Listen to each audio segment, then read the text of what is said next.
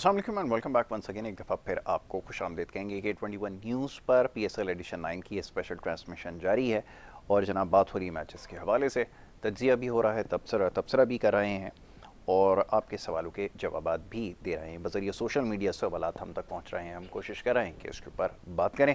बहरहाल मैच के बारे में थोड़ा सा तस्करा हो जाए। आज का जो मैच पहला खेला गया, आज क्योंकि डबल हेडर है, तो पहला मैच खेला गया Quetta Gladiators versus Karachi king.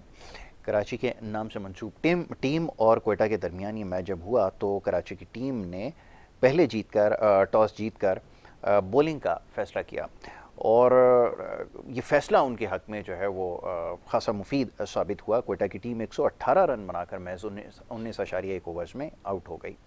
Karachi की टीम ने हदफ बासानी चेस किया, 121 रन बनाए, 3 विकेटों के नुकसान पे 15.3 ओवर में यह हदफ पूरा कर लिया और 7 विकेट से 27 बॉल पहले ये मैच मुकम्मल हो गया।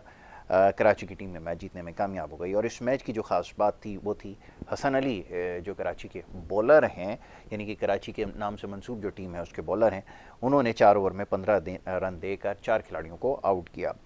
क्वेटा की जानिब से सऊद शकील 28 गेंदों पर 33 रन बनाने में कामयाब हुए। ख्वाजा नाफे 15 गेंदों पर 17 रन उन्होंने बनाए। जेसन रॉय ने 8 गेंदों पर 15 रन बनाए। हसन अली सबसे कामयाब बॉलर थे कराची की जानिब से, 4 ओवर में 15 रन देके 4 विकेटें। जाहिद महमूद ने 4 ओवर में 25 रन देके 2 विकेटें और ब्लेसिंग मुजर अब्बानी ने 4 ओवर में 27 रन देके 2 विकेटें हासिल की। इसके अलावा कराची किंग्स की अगर बात की जाए तो जैसे मैंने कहा कि 3 विकेटों पर यह हदफ हासिल कर लिया। टिम साइफर्ट सबसे कामयाब बल्लेबाज थे, 31 गेंदों पर 49 रन उन्होंने बनाए। वेटरन खिलाड़ी शोएब मलिक 20 गेंदों पर 27 रन उन्होंने बनाए और जेम्स विंस जो है वो 28 गेंदों पर 27 रन बनाने में कामयाब हुए। मोहम्मद आमिर ने क्वेटा की जानिब से 2 ओवर में 23 रन देकर 1 विकेट हासिल की। अबरार अहमद ने 4 ओवर में 24 रन देकर 1 विकेट और अकील हुसैन ने 4 ओवर में 24 रन देकर 1 विकेट हासिल की।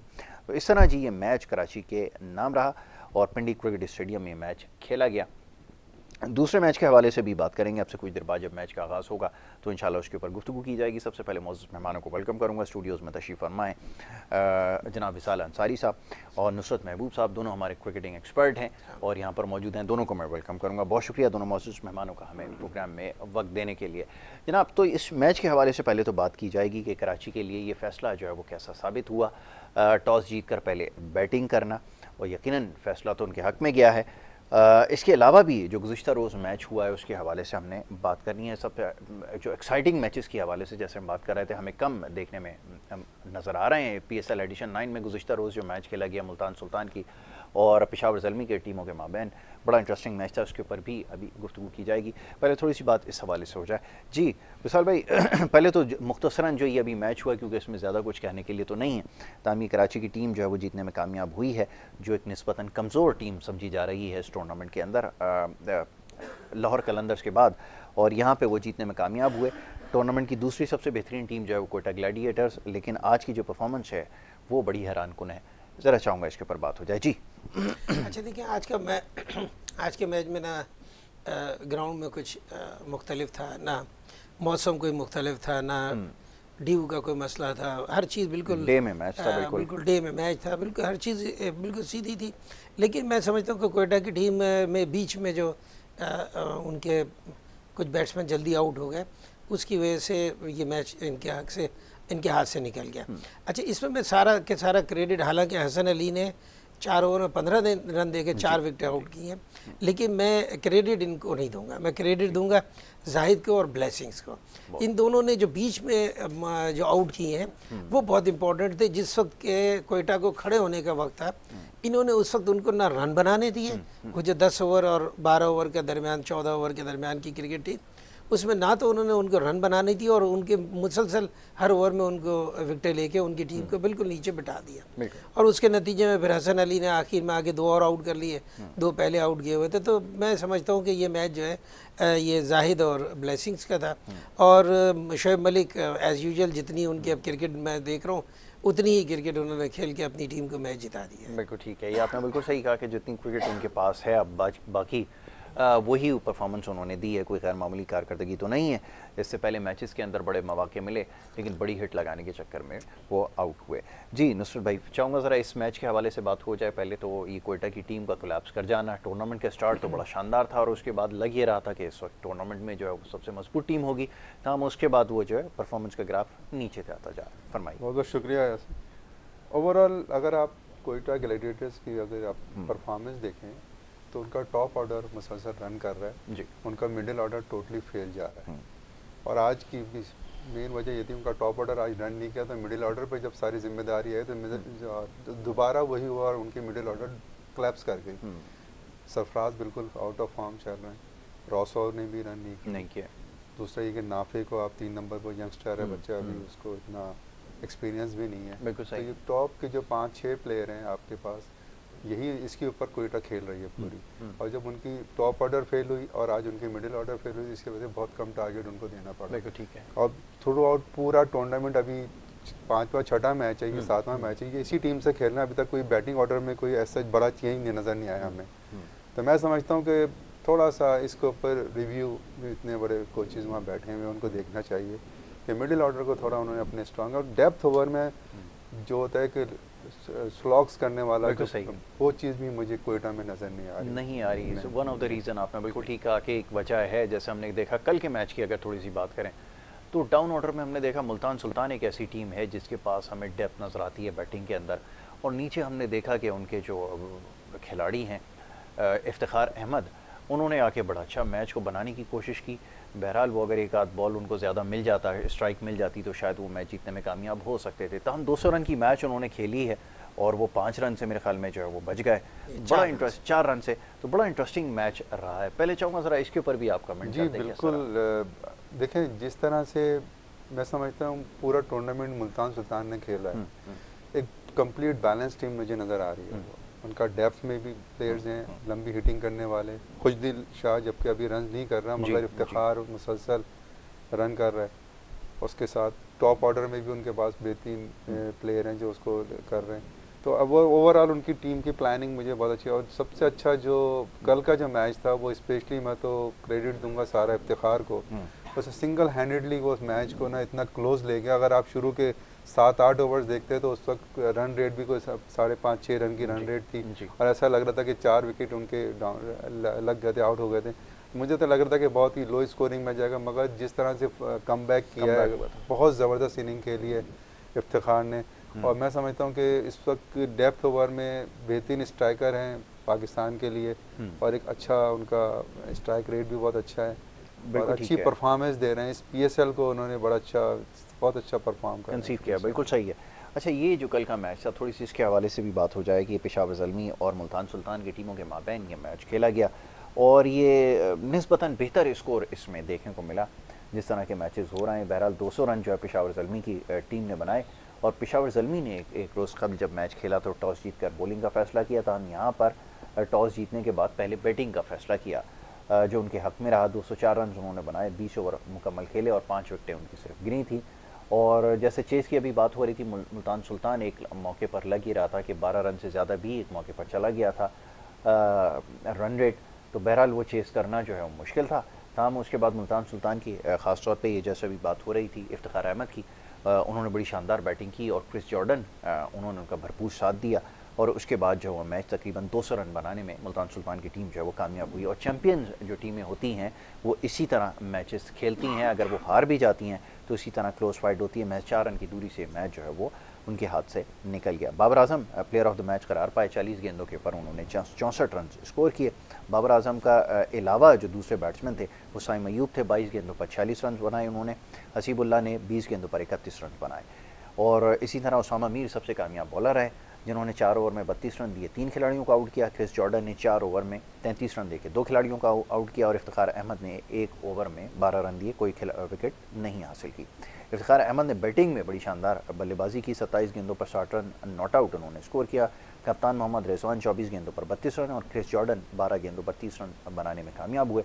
आमिर जमाल सबसे कामयाब बॉलर रहे, पेशावर ज़ल्मी की जानिब से 4 ओवर में 36 रन देके 2 विकेटें। महरान मुमताज़ बड़ी अच्छी बॉलिंग इन्होंने की है, इसके ऊपर अभी गुफ्तगू की जाएगी। 4 ओवर में 20 रन देकर 1 खिलाड़ी और नवीन उल हक ने 4 ओवर में 32 रन देकर 1 विकेट हासिल की। जी विशाल भाई, कल की मैच की भी थोड़ी सी बात हो जाए। पेशावर ज़ल्मी की परफॉर्मेंस जो एक दिन पहले मैच हारे, बड़ा स्ट्रॉन्ग कमबैक उन्होंने किया। देखिए जी। जो साइम अयूब और बाबर आजम ने जो बैटिंग की वो ऑर्डिनरी बैटिंग नहीं थी, वो एक बिल्कुल। एक्स्ट्रा ऑर्डिनरी बैटिंग थी। और उसको अगर जिसने वो बैटिंग देखी उसने उसको एंजॉय किया, उस बिल्कुल सही। बैटिंग को। उन्होंने भरपूर तरीके से बैटिंग की और मोर देन 10 रन्स वो शुरू में ही 5-8 ओवर तक वो लेके चलते चले गए। बिल्कुल सही। अच्छा, उसके बाद हम देख रहे हैं कि उसामा मीर एज यूजुअल अपने टॉप फॉर्म में हमें नज़र आ रहे हैं। हाईएस्ट विकेटें ली हुई हैं, 18 विकेटें ली हुई हैं। और कल भी उन्होंने इनके ऊपर फिर जो हमला किया, तो ये मैं एक वक्त में हमें ऐसा लग रहा था कि ये कहीं 240-250 रन बनाएंगे, लेकिन उसको उसामा मीर और दूसरे बॉलर्स ने इनको रिस्ट्रिक्ट किया कुछ कम रनों के ऊपर। अच्छा, तो अब उसके बाद हम जब देखते हैं, जब हम दूसरी तरफ देखते हैं इनकी बैटिंग को, तो 12 ओवर के अंदर 93 रन्स थे मुल्तान के। लेकिन मुल्तान ने उसके बाद इफ्तिखार ने और जॉर्डन ने जो बैटिंग की, क्रिस जॉर्डन ने, ये बैटिंग भी एक बड़ी तारीखी बैटिंग थी। और इन्होंने उसके बाद वो 14 रन, लगभग 14 के एवरेज था उनका, और उन्होंने वो almost neck to neck match लेके चले गए। अच्छा, लेकिन वो पूरा मैच ऐसा नहीं लग रहा था कि मुल्तान मैच जीत जाएगा, लेकिन उन्होंने उसको बहुत अच्छी तरीके से अपनी उसको पहुंचा लिया। तो मैं समझता हूँ कि ये जो हम बार बार बात करते हैं ना कि टूर्नामेंट हम देख रहे हैं कि उतना इंटरटेनिंग टूर्नामेंट नहीं हो रहा है, तो ये पब्लिक ये मैच देखना चाहती है, रनों पर रन। पब्लिक वो 118 रन वाला जो क्वेटा ने आज परफॉर्मेंस दिया या इससे पहले लाहौर परफॉर्मेंस दे रही थी, पब्लिक ये देखने नहीं आती है, जिसकी वजह से क्राउड की कमी हुई है। तो मैं समझता हूँ कि कल का मैच ने इस टूर्नामेंट को उठाया, और जो कल से मैचेस, परसों से मैचेस कराची शिफ्ट हो रहे हैं, तो मैं समझता हूँ कि अब कराची के मैचेस भी बड़े इंटरटेनिंग होंगे। और ये टूर्नामेंट के जब हम उसके ऊपर डालते हैं नज़र पॉइंट टेबल के ऊपर, तो पॉइंट टेबल पे एक पहली टीम तो मेरे ख्याल में क्वालिफाई कर गई, लास्ट टीम लाहौर की टीम मेरे ख्याल में बाहर हो गई टूर्नामेंट से। अब वो 4 टीमों में से 3 टीमों को ऊपर क्वालिफाई करना है, और तीनों अपनी दौड़ में लगे हुए हैं। और आज का मैच जो क्वेटा की टीम हारी है, उसके बाद ऐसा लग रहा है कि ये अपनी टीमें बहुत ये उठापटक होगी। जब ये उठापटक होगी तो इसका मतलब ये कि मैचेस भी हमें बहुत ज़बरदस्त देखने को मिलेंगे। तो मैं पूरी उम्मीद हूँ इस टूर्नामेंट को कि ये टूर्नामेंट अब अच्छाई की तरफ जाएगा। नुसरत भाई, अच्छाई की तरफ जाएगा। तो हम अब जिस तरह के मैचेस, कल का मैच एक अगर हटाकर ओवरऑल क्रिकेट देखें तो ज़्यादा को मुतासिर कुन नज़र नहीं आया ये सीज़न जो है। और इसकी क्या वजूहत हो सकती है आपके ख्याल में? क्या इंटरनेशनल खिलाड़ियों का एक्सपोजर कम है, ये वजह नज़र आती है? फिर ये कि हमारे यंगस्टर्स जो उनसे हम एक्सपेक्टेशंस हैं उस तरह की परफॉर्मेंस नहीं दे पा रहा है, कोई एक आध मैच के अंदर कोई परफॉर्म कर जाए तो कर जाए, अदरवाइज़ कोई ऐसी अट्रैक्शन नज़र नहीं आ रही। आपकी क्या राय है, ज़रा फरमाइए। ओवरऑल यह नवा PSL है जी, मतलब मैं समझता हूँ कि सबसे यानी कि इंटरटेनिंग क्रिकेट इसमें नज़र नहीं आ रही है।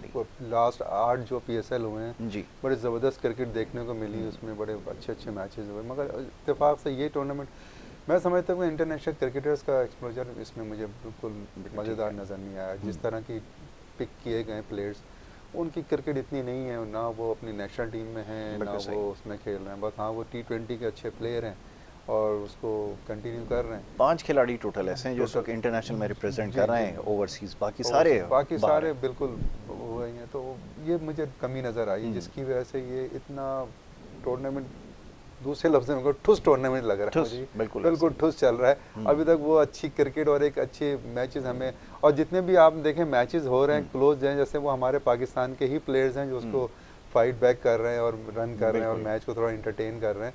मुझे किसी इंटरनेशनल प्लेयर ने इतना मुझे अभी एफर्ट नजर नहीं आई किसी की, सिवाय कॉर्नर पॉट के वो सिंगल हैंडेडली वो 1-2 मैच खेला, मैच जितवा गया, वो जितवा गया। बाकी तो ऑलमोस्ट हर उसमें देखने फ्रेंचाइज में मुझे कोई अट्रैक्शन नजर नहीं आया। इसमें यासिर एक बात जी बताऊं आपको, देखें हम जब PSL 8 के ऊपर बैठे हुए बातें कर रहे थे, तो PSL 8 को हम ये कह रहे थे कि ये टूर्नामेंट पहले PSL से ग्रेजुअली टूर्नामेंट ऊपर की तरफ जा रहा था, और PSL 8 में आने के बाद हमें ऐसा महसूस हुआ कि इंडिया की जो क्रिकेट है वो इसके पीछे चली गई है और हमारी टीम ऊपर चली गई। आपकी इसकी एक वजह और भी है। इसकी एक वजह वो जो यहाँ पे लगे हुए थे इश्तिहारात लगे हुए थे कुछ कंपनीज के, इंटरनेशनल कंपनीज के, उन कंपनीज़ ने प्लेयरों को हायर किया हुआ है दुनिया भर में क्रिकेट के लिए, और मुख्तलिफ इवेंट्स में वो काम करते हैं। तो वो जब उनकी हायरिंग ख़त्म की गई है किसी वजह से भी, हमने भी उसकी मुखालफत की थी जी। लेकिन अब महसूस हो रहा है कि उनके बगैर ये टूर्नामेंट ठुस हो गया। और वो जो इन्होंने ठुस का लफ्ज़ इस्तेमाल किया, मैं भी इस्तेमाल कर लूँ, तो क्रिकेटिंग टर्म तो यही है ना, हम तो क्रिकेट की ज़बान में बात क्रिकेट कर की रहे हैं। ज़बान में उसकी वजह ये हुई कि उनके जो हायर किए हुए प्लेयर थे वो उन्होंने किसी और जगह पे यूटिलाइज कर लिया और वो प्लेयर यहाँ नहीं आए। बिल्कुल और सही। अच्छे प्लेयरों की कमी की वजह से ना हम अच्छे बन सकते हैं और ना हमारी क्रिकेट अच्छी हो सकती है, हमारे प्लेयर भी अच्छे नहीं बन सकते। और हमने इस चीज़ को बहुत अच्छी तरह से नोट किया कि इस टूर्नामेंट के अंदर बाबर आजम के अलावा हमारे लड़के अपनी परफॉर्मेंस को रिपीट नहीं कर रहे, बॉलिंग में भी और बैटिंग में भी। बाबर आजम तो ऑलरेडी एक इंटरनेशनल प्लेयर है, दुनिया का माना जाना प्लेयर है।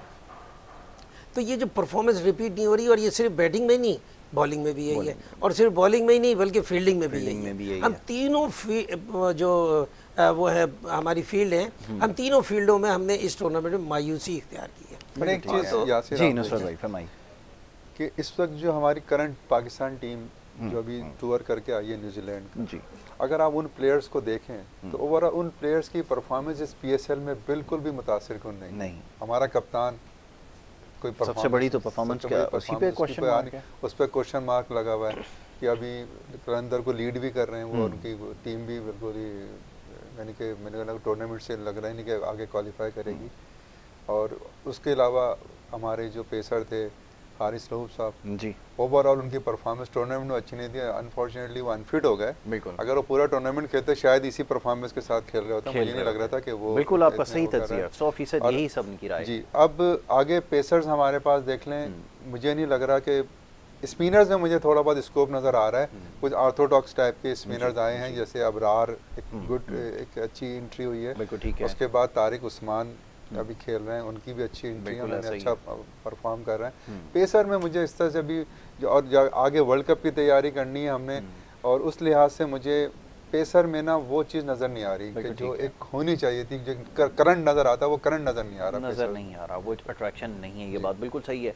ये बच्चा जो कल मेहरान मुमताज़ खेला, एक दो स्पिनर और हैं, और ये इनमें फिर भी थोड़ा सा स्पार्क नज़र आया है, उन्होंने ग्रास्प किया अपॉर्चुनिटी को। बट ये बात बिल्कुल दुरुस्त है कि आपका पेस अटैक क्या है, और सिवाय एक नसीम शाह का जो पिछला मैच उन्होंने अभी खेला था अगेंस्ट पेशावर ज़ल्मी, उसमें बॉलिंग उनकी हमें नज़र आई है। बट ये कि अभी भी बहुत सारे मैचेस हैं, उसमें परफॉर्मेंस देखनी होगी, फिर आगे जाकर न्यूजीलैंड के अगेंस्ट, इंग्लैंड के अगेंस्ट मैचेस है, उसमें आपकी परफॉर्मेंस को जायज़ा लिया जाएगा, और फिर ये तय किया जाएगा कि कौन वर्ल्ड कप के लिए आप टीम तश्कील देंगे। क्योंकि लामहला अब यही आपके पास जो है वो मोड है जिसके ज़रिए आपने जो है टीम को अपने सेलेक्ट करना है वर्ल्ड कप के लिए। लेकिन ये जो इस वक्त PSL एडिशन 9 है, इसमें परफॉर्मेंस सबकी ऐसी है कि जिसके ऊपर सभी सवाल कर रहे हैं कि कौन सा खिलाड़ी है जो क्वालिफाई कर रहा है। या सिर्फ एक बात मैं और भी कहूँ, देखें हमारा जो पिछला पाकिस्तान टीम की सिलेक्शन हुई है पिछली 3-4 इवेंट्स में, तो हमने ये देखा कि लाहौर के प्लेयरों को उसके अंदर बहुत ज़्यादा शामिल किया गया जी। अगर काश ये लाहौर के कोचेज़ जो है ये पूरा जोर अपना पाकिस्तान टीम में खिलाड़ियों को खिलाने के बजाय अपनी टीम की परफॉर्मेंस को इम्प्रूव करने की कोशिश करते तो ज़्यादा बेहतर होता है। नतीजा ये निकला कि पाकिस्तान टीम की परफॉर्मेंस भी ख़राब हो गई और उनकी अपनी टीम भी सारी क्रिकेट स्किल्स को भूल चुकी। तो ये सिस्टम भी इनको पाकिस्तान क्रिकेट बोर्ड को इस पर भी नज़र रखनी चाहिए। अगर वो देखें कि बाहर से अच्छे प्लेयर आगे खेलें तो इस पर भी नज़र रखनी चाहिए, और इस पर भी नज़र रखनी चाहिए कि किसी ये जो पाकिस्तान की टीम है या पाकिस्तान के टूर्नामेंट्स है, ये किसी एक का टूर्नामेंट है, ये अवाम के लिए है, ये पब्लिक के लिए है और इज़्ज़त कमाने के लिए। तो इसके ऊपर डोमिनेट ना करने दें किसी को, उसके नतीजे उनके सामने आ चुके हैं। बिल्कुल ठीक है, ये आपने बिल्कुल दुरुस्त कहा कि ये एक वजह है कि हमारे फ्रेंचाइजेज़ जितने भी फ्रेंचाइजर्स हैं वो अपना इन्फ्लुएंस इस्तेमाल करने की कोशिश करते हैं, और ये कोई ढकी छुपी बात नहीं है। हमने बात इससे पहले भी कर चुके हैं, लोग शायद नहीं करते, लेकिन अब ये बात तो खुलकर होगी कि जितनी एफर्ट आपने टीम में लड़कों को डलवाने में, ख़ास तौर पे आपने जैसे हारिस रऊफ जैसे खिलाड़ियों को 4 ओवर का बॉलर तैयार किया है नुसरत भाई, ये बड़ा कमाल है कि आपने पूरी पाकिस्तान की क्रिकेट में से ऐसा बॉलर निकाला है कि उनके कोच फरमाते हैं कि ये तो मैंने 4 ओवर के लिए बॉलर तैयार किया है, जो ना टेस्ट में बॉल कर सकता है, ना वनडे में बॉल कर सकता है, और टेस्ट खिला दिया उसे, और 4 ओवर के क्रिकेट के अंदर उसकी परफॉर्मेंस देख लें कि ऐसी परफॉर्मेंस के कुछ कहा नहीं जा सकता है। जी फरमाइए, ये है फाइंडिंग इनकी। देखिए अब तो वो खेल गए ना, खिला दिया अब तो आपने, बन गए, हीरो भी बन गए, परफॉर्मेंस भी, मगर ये अब पाकिस्तान क्रिकेट बोर्ड को ही सोचना चाहिए इसके ऊपर कि जी आया कि हम एक ऐसा प्लेयर तैयार कर रहे हैं जिसकी क्रिकेट एटलीस्ट जो हमें 8 से 10 साल सर्व करके बहुत अच्छी बात आपने की। हम जो प्लेयर्स पिक कर रहे हैं वो 4 से 5 साल के लिए पिक कर रहे और हैं, क्रिकेट खेल भी सके। क्रिकेट खेल भी सके। अब अंडर 19 की मैं आपको मिसाल दूं कि इंडिया पाकिस्तान हमेशा हमें फाइनल में नजर आते हैं अंडर 19 के। उसकी वजह यह है कि मोस्टली दोनों कंट्रीज के जो प्लेयर्स हैं वो 23 से 24 साल के होते हैं। जी सच, बिल्कुल ऐसा ही। गोरों के यहाँ वहाँ तो रिकॉर्ड पे बच्चा चढ़ गया और वही चीज़ बिल्कुल सही, जेन्युइन बच्चे खेलते हैं वहाँ पे, बिल्कुल ऐसा ऐसा है ही। ही नहीं। अब 23-24 साल का लड़का मेरा अंडर 19 खेल रहा है, 3-4 साल वो स्ट्रगल करेगा, वो 28 से 29 साल में जब जाके पाकिस्तान को रिप्रेजेंट करेगा तो आगे उसके पास कितना टाइम रह गया, 4 से 5 साल। बिल्कुल ऐसा ही। 5 साल का आप प्लेयर तैयार कर रहे हैं। तो आपको ग्रास रूट लेवल के ऊपर पाकिस्तान क्रिकेट बोर्ड को इसकी बहुत स्ट्रिक्टली इसकी पॉलिसी बनानी होगी कि जो अंडर 19 ग्रास रूट लेवल की क्रिकेट हो रही है उसमें जेन्युइन एज वाले बच्चे खिलाएं। बहुत अच्छी बात, ताकि वहाँ से हम ग्रास रूट लेवल को अच्छा करेंगे तो हमें 8 से 10 साल का प्लेयर मिलेगा। आपके सामने मिसाल है बाबर आजम की, जी ठीक है, बिल्कुल सही। एक प्लेयर जो हम नीचे ग्रास रूट लेवल से लेके आए, इस तरह से और हमें प्लेयर्स मिल सकते हैं। बिल्कुल। तो हमें इसके लिए प्रॉपर एक पॉलिसी बना के प्लानिंग करके चलेंगे तो हमें क्रिकेट ग्रास रूट लेवल ही असल क्रिकेट है जिससे कि आप आगे क्रिकेट को प्लेयर्स मिलेंगे आपको, बड़ी क्रिकेट खेलेंगे तो क्रिकेटर आपको मिलेंगे। लेकिन यहाँ अलमिया ये है कि 4 ओवर के बॉलर तैयार हो रहे हैं जिसमें से चौथा ओवर कराते कराते वो टोटली एक्सपोज हुआ है वर्ल्ड कप भाई ने कहा ठुस हो जाते हैं, वो ठुस हो जाते हैं। यही है फैक्ट। तो जी विशाल भाई अब क्या करें बताएं, लंबी क्रिकेट खेलने के लिए तैयार नहीं, क्रिकेटर कह रहा है मैं टेस्ट क्रिकेट नहीं खेलूंगा। मैं हैरान हूँ ये कि कौन सा दुनिया में ऐसा क्रिकेटर है जो टेस्ट क्रिकेट को कहता है मैं खेलने के लिए मेरा दिल नहीं है। क्रिकेटर जब क्रिकेटर बनता है तो एक ही ख्वाहिश होती है कि मैं टेस्ट क्रिकेट खेलूँ, मुल्क को रिप्रेजेंट करूँ। यहाँ आपके बॉलर कहते हैं जी मैं टेस्ट क्रिकेट खेलने के लिए तैयार नहीं हूँ। जी विशाल भाई फरमाइए। देखिए मैं एक चीज़ का अभी मेरा तजर्बा रहा कि अभी पाकिस्तान क्रिकेट बोर्ड ने कराची में बहुत सारे ट्रायल्स कराए हैं। उसके अंदर एज का जो नुसरत भाई ने जिक्र किया, एज के ऊपर बहुत उन्होंने सख्ती इख्तियार की है। उसके नतीजे में बहुत सारे प्लेयरों को उन्होंने डिबार किया। वो प्रेशर हम जो RCA के लोग हैं उनके ऊपर आया और हमने उसको सस्टेन किया उस प्रेशर को। तो अब पाकिस्तान क्रिकेट बोर्ड अंडर 13 से जब टूर्नामेंट करा रही है पिछले कई सालों से, तो अब वो लड़के जो हैं वो ऑलमोस्ट लड़के रजिस्टर हो जाएंगे। 70-80% लड़के रजिस्टर होते चले जा रहे हैं अंडर 17, अंडर 19। तो अब वो चीज़ें ऐसा ऐसा ख़त्म होने की वो उम्मीद है। लेकिन जो उसमें जो तरीक़ार है अंडर 13 में लड़कों की सिलेक्शन का, उसमें सर्टिफिकेट बहुत ज़्यादा वो नहीं हो रहा, बल्कि उनकी बोन उसका है एक्सरे किया जा रहा है। अब बोन का मसला देखें, जो पेशावर का होगा या गांव का बंदा होगा उसकी बोन यकीनन उसकी ग्रो ज़रा अच्छी होगी। हाइब्रिड बच्चा है, वो वहीं से फसल उठा के खा रहा है। तो ये चीज़ें भी ज़रा सी, इसको भी ज़रा सा पीछे रख के अब चाहिए कि डॉक्यूमेंटेशन जो है ना उसको प्रॉपरली कर लें। तो अब उसमें 2 बातें बड़ी इंपॉर्टेंट होती हैं। वो ये है कि छोटी उम्र का बच्चा जब क्रिकेट के अंदर आ रहा होता है तो हमें फिर जल्दबाजी नहीं करनी चाहिए। जो मैं इस प्रोग्राम में भी मैंने कहा था नाफे के लिए कि नाफे के ऊपर बहुत जल्दबाजी कर दी इन्होंने, इतना ज़्यादा उसको एक्सपोजर नहीं देना चाहिए था। एक ऑर्डिनरी प्लेयर था, उसने एक इनिंग खेल दिया, आपने उसको सर पे चढ़ा लिया, अब उससे रन क्यों नहीं हो रहे? देखिए ये T20 क्रिकेट जो है ये बड़ी डिफरेंट क्रिकेट है, ये टेस्ट क्रिकेट नहीं है। इस क्रिकेट के अंदर आपको उठा के मारना होता है, ऊंचा मारना होता है। ऊंचा मारने में हिट लगती है टेढ़ी भेड़ी, और आप इसीलिए हम देख रहे हैं कि बाबर आजम देखे नीचे खेलता है, बाबर आजम के रनों के ढेर लग गए। लेकिन जो बंदा भेजते हैं कि तुम जाके ऊंचा मारो, बस उसकी लाइफ ही इतनी रख ली कि ऊंचा ऊंचा मार के अपना कर लो काम। तो टीमें अपना काम तो निकाल लेती है लेकिन उस बंदे की लाइफ ख़त्म कर देती हैं। वो अपनी परफॉर्मेंस को रिपीट नहीं कर पाता। एक दिन तो वो मार देता है, दूसरे उससे मिस हिट होती है, वहीं पकड़ा जाता है। अच्छा, फिर प्लेयर भी इतने वो हो गए, समझदार हो गए, उनको पता है ये किसके ऊपर वीक है और कहाँ से। तो ये सारा एक सिस्टम है जिसको ठीक करने की ज़रूरत है। मैं अभी मुझे कोई ऐसी चीज़ नज़र नहीं आ रही पाकिस्तान क्रिकेट बोर्ड में जिससे कोई बहुत बड़ा इनकलाब आने वाला है। ऐसा कुछ नहीं मुझे नज़र आ रहा है। अल्लाह करे कि ये चीज़ें ठीक हो, लेकिन ये चीज़ें, मुझे अफसोस इस बात का, ये तमाम चीज़ें ठीक हो के ख़राब हुई हैं। ठीक हो, हमारी टीम बहुत अच्छी परफॉर्मेंस दे रही थी, टीमें वापस आ गई हैं। बिल्कुल वापस आ गई हैं, और ख़ासतौर पे एशिया कप के बाद से जो सिलसिला शुरू हुआ है तबाही का, वो सिलसिला ताहाल जारी है। वही सूरत हाल हमने वर्ल्ड कप में भी देखी।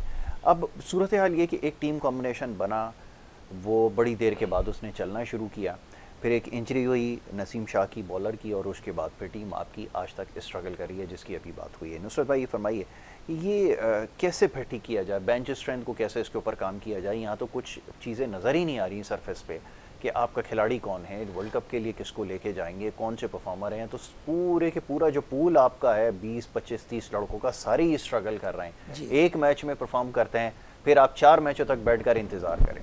फिर आपके स्टार बल्लेबाज हैं फ़खर जमान, जिसके ऊपर आप सबसे ज़्यादा रिलाई करते हैं, उनकी फ्रेंचाइज भी उनसे तंग है, लेकिन ना चाहते हुए उनको खिलाना पड़ेगा। अब वही लामहल आपको टीम के साथ भेजना पड़ेगा वर्ल्ड कप के लिए। फिर आप दुआएं करें कि किसी दिन वो चले तो मैच जीत जाए, अदरवाइज़ आपके पास उसका कोई मुतबादिल नहीं है। फरमाइए इसके। देखिए अभी मैंने इसको T20 को मैं बहुत क्लोजअप देख रहा हूँ, इसको PSL का बड़ा। तो अगर हम टीम बनाने के लिए, अगर मैं समझता हूँ कि अगर हम टीम को अगर मैनेज करने जाए, बैटिंग स्ट्रेंथ हमारी काफ़ी हद तक बेहतर होती नज़र आ रही है मुझे। मगर मैंने जैसे अर्ली अभी आपको बताया कि बॉलिंग स्ट्रेंथ मुझे कहीं भी नज़र नहीं आ रही। अच्छा, पहले मैं नुसरत भाई सॉरी यहाँ पर आपको वो करूँगा, ये बैटिंग स्ट्रेंथ में पहले दूसरे नंबर के लिए तो सारे खेलने के लिए तैयार हैं ना रिंग के अंदर। अब आए तीसरा, चौथा, पांचवा और छठे नंबर पर, और फिर नीचे आकर कोई आपके पास कोई स्लॉगर हो सिवाय एक इफ्तिखार के अलावा, कौन सा ऐसा है आपके पास बल्लेबाज? क्योंकि तो सारे ऊपर खेलने के लिए तो सब तैयार हैं, नीचे कौन खेलेगा? का जहाँ तक है, इफ्तिखार पेसर्स को बहुत अच्छा फीट कर लेता है, स्पिनर्स पे वो फंस जाता है, बिल्कुल फंस जाता है, एक्सपोज हो जाता है। इंटरनेशनल क्रिकेट में वो चेक हुआ हुआ है। ऐसा ही आपने बिल्कुल सही कहा। अच्छा, अब आपने बैलेंस करनी है टीम को अपनी। मैं ये समझता हूँ कि इस PSL में जो मॉडरेट क्रिकेट, जो बहुत अच्छी, जो नया बॉल खेल रहे हैं मॉडरेट क्रिकेट के हिसाब से, साइम अयूब आपको एक बिल्कुल ठीक है, उसके बाद साहबजादा फरहान बिल्कुल सही, आपकी टॉप ऑर्डर बेहतरीन रन कर रहे हैं। हैं। थोड़ा सा स्टेप डाउन करना पड़ेगा हमें, हमारे विकेट कीपर रिजवान को। आप आए मिडिल ऑर्डर में, आप एक्सपीरियंस हैं। 3 पे हमारे बाबर आजम है, 4 पे आपके पास ये आ गए, बिल्कुल सही है। 6 पे सलीमान आगा बहुत अच्छा परफॉर्म कर रहा है, बेहतरीन, उसका मिडिल ऑर्डर बेहतरीन चल रहा है। फिर उसके बाद आपके बैटिंग ऑलराउंडर्स आ जाते हैं। वहाँ से आप अपनी टीम को, जो टॉप 4 लड़कों का अगर आप प्रॉपर इनको मौका देंगे तो आपको इंशाल्लाह टीम, और ये 2020 है ही 4 प्लेयर होते हैं, ऊपर के टॉप 4 प्लेयर रन करते हैं, नीचे के डेप्थ में आगे फिर वो रन करते हैं, और एक अच्छा टारगेट आप लगाने में कामयाब हो जाते हैं। बिल्कुल सही आपका एनालिसिस। तो अब सिर्फ बैटिंग में मैं समझता हूँ कि मुझे मैं ये समझता हूँ कि इसमें मुझे स्ट्रेंथ नज़र आ रही है। अब आ जाए बॉलिंग के ऊपर। आपने अभी टूर किया न्यूजीलैंड का, आपने वहाँ आप लेके गए अब्बास को, जो उनके वो हैं अब्बास आफरीदी को, और आपका जो कलंदर से फास्ट बॉल कर रहे हैं हमारे अंडरआर्म, वो जमान प्लस गए हमारे साथ, कप्तान थे। 4 पेसर 6 पेसर गए, मगर इस टूर्नामेंट में मुझे थ्रू आउट किसी की भी, जमान तो बिल्कुल ऑफ नज़र आ रहा है, उसको तो एक ही ओवर में 20 पड़ गया, जिसमें आपने देखा होगा कि कितना आउटस्टैंडिंग उसने हिट किया है इफ्तिखार ने, और Iftikhar through out fast bowler को तो बेहतरीन हिट कर रहा है।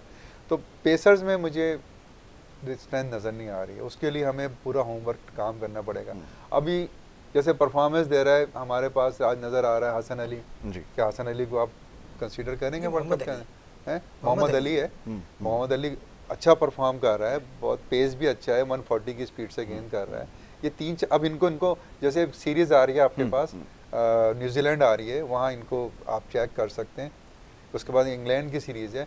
अब इसमें से 2-3 फास्ट बॉलर आपको नए डालने पड़ेंगे टीम को। ठीक है, आपको इसमें ऐड ऑन करना पड़ेंगे।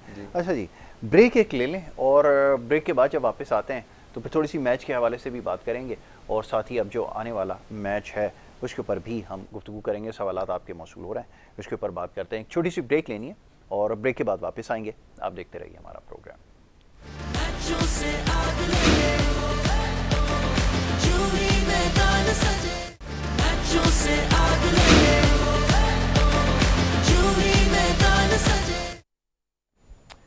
वेलकम बैक जी, आपको खुशामदीद कहेंगे अपनी इस ट्रांसमिशन में। और जनाब, बात हो रही थी कुछ देर पहले PSL के मैचेस के हवाले से, और अब मैच से जो खबर आई हुई है कि जो दूसरा आज का मैच है लाहौर कलंदर्स और इस्लामाबाद यूनाइटेड के दरमियान, इस्लामाबाद यूनाइटेड ने टॉस जीता है और पहले बॉलिंग का फैसला किया है। जनाब, ये देखना होगा कि लाहौर कलंदर की टीम जो है वो कैसा उनको स्टार्ट मिलता है, और आज क्या वो जो जिंक्स है उसको तोड़ने में कामयाब होंगे, क्या वो मैच जीतने में कामयाब होंगे। नुसरत भाई, ये भी एक बड़ा अहम सवाल है कि अभी तक जो 1 पॉइंट उनके हिस्से में आया है वो बारिश की वजह से और उसकी मेहरबानी से उनको मिला है, और वो अभी तक कोई मैच जीतने में कामयाब नहीं हुए हैं। ज़रा फरमाइए इस टीम के बारे में। ओवरऑल मुझे तो अभी जिस तरह से इस्लामाबाद ने कमबैक, मुझे नज़र लग रहा है कि आज दूसरा उनका होगा, कमबैक करेंगे ये लोग दोबारा, और उनका मोमेंटम बहुत डाउन है इस वक्त लाहौर कलंदर्स का। वो हार के उनका मोमेंटम बिल्कुल ही वो चला गया, और अब ज़रा होप भी नहीं है, होप भी नहीं है आगे। उनके 3 मैच हैं, अगर तीनों ओवरऑल जीत भी जाते हैं तो उनके 7 पॉइंट्स पे जाएंगे, नीचे से उनकी मुझे नहीं लगता कि कंडीशन होगी। मगर ये कि देखना होगा कि इन मैचेस में हमें सबसे मैं जो कह रहा हूँ कि कप्तान की बॉलिंग और उसका इस वक्त जो रिदम में आना वो बहुत ज़रूरी है। बहुत हमारे स्टार है, उसका रिदम में आना बहुत ज़रूरी। मुझे उसका वो रिदम नज़र नहीं आ रहा कि जो हम एक्सपेक्ट कर रहे हैं, एक एज अ हमारा हीरो है वो, और वो उस तरह से वो परफॉर्म नहीं कर पा रहा है। बिल्कुल। तो ये मुझे उसकी बड़ी अलार्मिंग लग रही है। मेरी विशेज़ है कि अल्लाह ताला उनको और अच्छे करे और परफॉर्म करे। बिल्कुल ठीक है। और उसे लेकिन ये भी विशाल भाई देखना होगा कि इंजरीज़ का शिकार रहे हैं, और अब ये बड़ी क्रिटिकल इंजरी हुई है। उसके बाद एक बड़े अफसोस की बात ये है कि टीम मैनेजमेंट भी कोई चीज़ नहीं बताती जब वो क्रिटिकली इंजर्ड हो जाता है, सर्जरी उसकी हो जाती है, उसके बाद फिर चीज़ें अनफोल्ड होती हैं कि जी उसको तो बहुत पहले से इंजरी थी, हम मजबूरन उसको चला रहे थे। ये सूरत हाल है। अभी आप शाहीन शाह अफरीदी को आपने कप्तान बना दिया, सब कुछ ठीक है जी, आपका जो भी फैसला है आप ऐसे ही फैसले तो करते हैं। तमाम ये कि अब उसकी इंजरी की वजह से उसकी गेंद नहीं पड़ रही। अब सूरत हाल ये है कि 1 ओवर के अंदर 1 गेंद वो तेज़ करता है और बाकी 5 गेंदें वो स्लो वन कर रहा है। ये सूरत हाल है आपके कप्तान की, क्या कहेंगे? अच्छा देखिए, इसमें प्लेयर की अपनी भी खराबी है। प्लेयर कोई मैच छोड़ना नहीं चाहता है, कोई नहीं छोड़ना चाहता, और टीम मैनेजमेंट की खराबी ये है कि अब जो इंजरी है वो इंजरी टीम मैनेजमेंट से छुप नहीं सकती है। कुछ ऐसा सिस्टम मौजूद है कि जिसमें प्लेयर की इंजरी वो जब पैर खींच रहा होता है या हाथ खींच रहा होता है तो महसूस होता है, और उसके बाद उसको मशीनों के ऊपर जब लेके जाते हैं तो वो सारी चीज़ें एक्सपोज करते हैं। 17 लोग टीम के साथ जा रहे हैं, ओवरलुक क्यों कर रहे हैं इसको? कि अगर उसके साथ कोई मसला है, क्या आप देखकर नहीं बता सकते कि इस बॉलर के साथ इंजरी है, इसको स्ट्रगल कर रहा है, इसको रिहैब की ज़रूरत है? करना चाहिए, लेकिन मेरा ख्याल है शायद वजह यह है कि वो अपने आप को देख रहे होते कि अपनी टीम को बचा लें हम, इसके ज़रिए से हमारा मेन प्लेयर है, हम इसको यूटिलाइज करके अपना प्लेयर बचा लें, और प्लेयर से उनको गरज नहीं रहती है। लेकिन आज जो मैच होने जा रहा है इस्लामाबाद और लाहौर का, मुझे अजीब सी बात लगती है कि लाहौर की टीम मुझे लगता है ऐसा ना हो किसी दूसरे को ख़राब कर दे, किसी और के पॉइंट टेबल्स को ख़राब कर दे। मुझे इस चीज़ का डर है। आज टॉस जीतने के बाद इनके लाहौर की तो अब पोजीशन तकरीबन ख़त्म हो चुकी, इनका एक मैच मुल्तान से बाकी है, तो इनकी तो अपनी पोजीशन बिल्कुल ख़राब हो चुकी है। ये अब इनमें कोई ऐसी पोजीशन नहीं है कि ये सेमीफाइनल की दौड़ में शामिल हो सके। हाँ, ये किसी दूसरे के मुस्तकबिल को ख़राब कर सकते हैं, किसी दूसरे के सेमीफाइनल को ख़राब कर सकते हैं ये। लेकिन आज के मैच में मुझे ये अच्छा नहीं लगा, मुझे अलार्मिंग लगा ये इस्लामाबाद ने टॉस जीत के जो इनको पहले बैटिंग दे दी। इसलिए कि देखें, जब इनकी बैटिंग इनकी स्ट्रगल कर रही है तो इस्लामाबाद को चाहिए था इनको बैटिंग कराते और उसके बाद अपनी बॉलिंग, पहले बैटिंग खुद करते तो फिर इनके ऊपर एक प्रेशर डेवलप आप समझते हैं कि इनको चेस की तरफ लेके जाते तो ये मुश्किल हो जाता है। अब देखिए, अब इनके पास बॉलिंग तो इनकी कोई भी काम बैटिंग भी नहीं है और बॉलिंग भी नहीं है, तो जब बॉलिंग काम नहीं कर रही है तो इस्लामाबाद को चाहिए था ये बड़े रन लगा देते, 200 190 180 रन लगाते और उसके बाद इनको देते। तो ये देखिए, जब प्लेयर अंडर प्रेशर होता है तो उसको रन बनाने के लिए कुछ टाइम चाहिए होता है, तो उस टाइम का फ़ायदा इस्लामाबाद उठा के और उनको फिर इतनी डेथ में ले जाते कि ये दोबारा उनको ईज दे दिए इन्होंने। अब क्योंकि प्रेशर नहीं होगा, अगर फॉर्म किसी की नहीं भी लगी हुई तो उसके लिए बेहतरीन चांस है। हाँ, तो इस्लामाबाद की अभी पोजीशन ये है मैं ये समझता हूँ कि उनका फैसला ये भी हो सकता है कि इनकी बॉलिंग स्ट्रेंथ थोड़ी वीक है, तो उन्होंने कहा कि हम इनको चेज हमारे लिए आसान हो जाएगा बनिस्बत छोटे रन पे आउट करके हम इनको फिर आराम से, अगर लंबा टारगेट भी मिलता है तो बॉलिंग इनकी ऐसी है कि हम उसको चेज। राशिद के ना होने की वजह से सबसे बड़ा जो उनको मैं समझता हूँ कि जो लॉस हुआ है राशिद के ना होने से हो रहा है। राशिद एक ज़ाहिर है वर्ल्ड क्लास बिल्कुल है स्पिनर था, उसके ना होने से उनकी बॉलिंग स्ट्रेंथ बहुत कमज़ोर है। एक खिलाड़ी के ऊपर आप रिलाई कर रहे हैं, ये कैसे हो सकता है? ये मुल्तान की टीम देखता हूँ, इसके अंदर जिस खिलाड़ी पे आप हाथ रख के बेहतरीन परफॉर्मेंस वो दे रहा है, कप्तान बेहतरीन परफॉर्मेंस दे रहा है उसके अंदर, उन्होंने उसका कमबैक लिया ही नहीं ना। राशिद का नेमुल बदल आपको कोई दूसरा पिक करना चाहिए था। बिल्कुल सही बात है। अब ना ऊपर से कोई आउट कर रहा है ना बीच में कोई आउट करने वाला है। अच्छा, इस्लामाबाद ये चाह रही है कि लाहौर को हम एक कम टोटल पे आउट ओके। करके रन कर दे। ठीक है। मैं ज़रा सी इस पे भी ज़रा सी बात बताऊँ कि इस्लामाबाद की खुद अपनी बैटिंग को तो देख लें। जी इस्लामाबाद की अपनी खुद बैटिंग रिलायबल स्ट्रगल नहीं कर रही है, है, बिल्कुल तो सही ये रिलाई किस पे करेंगे? ठीक है विशाल भाई, अब वक्त क्योंकि हमारे पास ख़त्म हो गया और कोशिश करेंगे इंशाल्लाह आगे चल के इसके ऊपर भी बात करें। मैच जब शुरू होगा इंशाल्लाह कल इसके ऊपर गुफ्तगू करेंगे। Thank you so very much, बहुत शुक्रिया नुसरत भाई आपका, विशाल भाई आपका, दोनों मौजूद मेहमानों का, उन्होंने प्रोग्राम में हमें वक्त दिया। यहाँ पर आपसे इजाज़त लेंगे, अपना बहुत ख्याल रखें, मोहम्मद यासिर और हमारी टीम को इजाज़त दें। अल्लाह।